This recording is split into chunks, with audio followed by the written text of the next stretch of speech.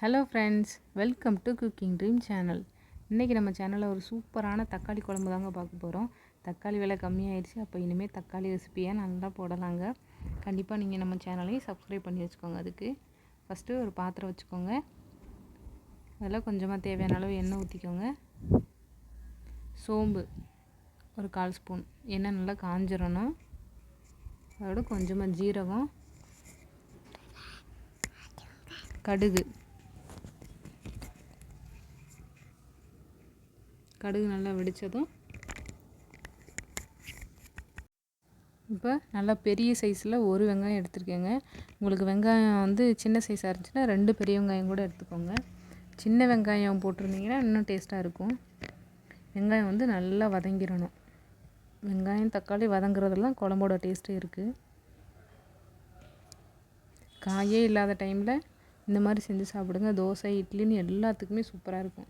நீங்கள் ஒரு டைம் மதியத்தில் வச்சிட்டிங்கன்னா நைட்டுக்கு டின்னருக்கும் ஆகிக்கிறோம். இதில் கொஞ்சமாக கருவேப்பிலை போட்டுக்கலாம்.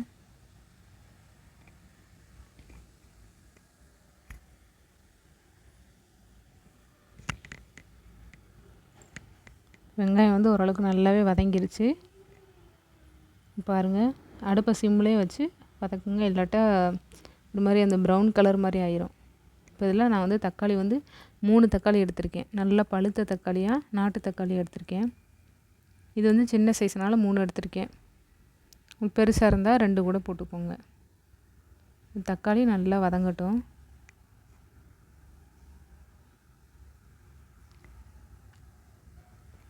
அது கொஞ்சமாக உப்பு போட்டு வெங்காயம் தக்காளி நல்லா வதக்கி விட்டுக்கலாம்.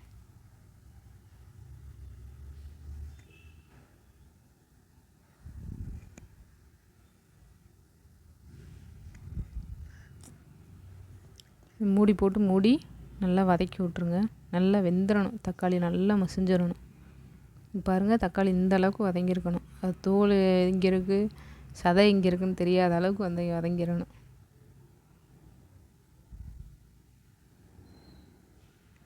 இப்போ இதில் மசாலா பொடிலாம் சேர்த்துக்கலாங்க.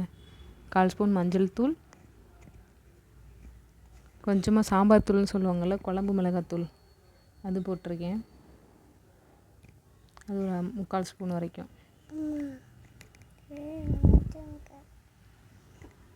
அதோட காரத்துக்கு 1/2 ஸ்பூன் மிளகாத்தூள். உங்களுக்கு காரத்துக்கு தகுந்தாப்பில் மிளகாத்தூளோட அளவு மாற்றிக்கோங்க. திக்னஸ்க்காக மல்லித்தூள் 1 ஸ்பூன் நல்லா நிறைய.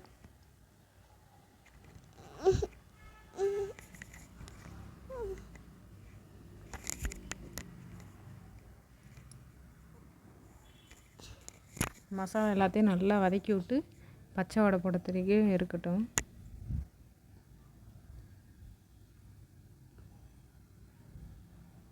அது ஒரு செகண்ட்னாலும் மூடி வச்சிட்டிங்கன்னா அதோட பச்சை வாசனைலாம் சீக்கிரமாக போயிடும். பாருங்கள், நல்லா வதங்கிருச்சு. இப்போ இதில் குழம்புக்கு தேவையான அளவு தண்ணி ஊற்றிக்கலாம். நான் நல்லா பெரிய கப்பில் 1 கப்பு தண்ணி ஊற்றிருக்கேன். இது நல்லா முங்குற அளவுக்கு தண்ணி ஊற்றிக்கோங்க. இது வந்து வெங்காயம் தக்காளி அதிகமாக இருக்குன்னா அதுக்கு தகுந்தாப்பில் தண்ணி ஊற்றி அளவு மாற்றிக்கோங்க.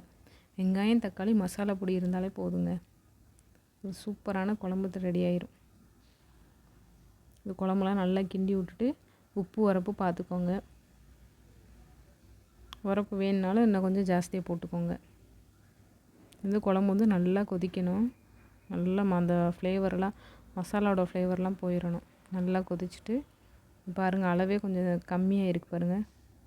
இப்போ இதில் நான் வந்து 1 கைப்பிடி அளவு கட் பண்ணால் 1 கைப்பிடி அளவு தேங்காய் இருந்துச்சு. அதில் கொஞ்சமாக சோம்பு போட்டு அரைச்சி இந்த மாதிரி நைஸாக அரைச்சிட்டு வந்திருக்கேன். இப்போ அதையும் சேர்த்துக்கிடலாம். சாரிங்க, ஒரே கையில் எடுக்கிறனால எடுக்க முடியல. எல்லாத்தையுமே நான் சேர்த்துட்டு மிக்சியை அலசி கொஞ்சமாக தண்ணி ஊற்றிருக்கேன். இது எல்லாத்தையும் நல்லா கிண்டி விட்ருங்க. டேஸ்ட் அல்டிமேட்டாக இருந்துச்சுங்க. கண்டிப்பாக ஒரு டைம்னாலும் ட்ரை பண்ணி பார்த்துட்டு உங்களோட ஃபீட்பேக்கை கமெண்ட்டில் சொல்லுங்கள். இது குழம்பு வந்து நல்லா கொதிக்கணும். இப்போ தேங்காய் அரைச்சி ஊற்றிருக்கனால அதோட பச்சை வாசனை எல்லாமே போய் குழம்பு நல்லா திக்காகும்.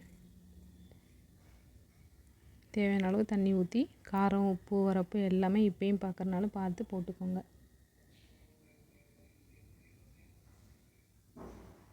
அவ்வளோ சீக்கிரமாகவே ரெடி ஆயிடும். வெங்காயம் தக்காளி அரைச்சி நறுக்கி வச்சுக்கிட்டாலே போதும்.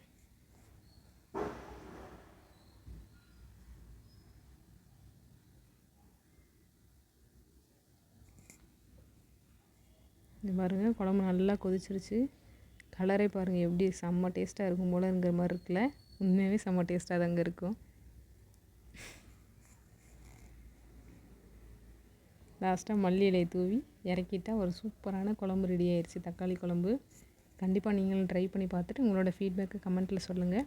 இதே மாதிரி நம்மளோட சேனலையும் கண்டிப்பாக சப்போர்ட் பண்ணிவிட்டு சப்ஸ்கிரைபும் பண்ணிடுங்க. இப்போ அடுப்பை ஆஃப் பண்ணிவிட்டு நம்ம சாப்பிட போகலாமா?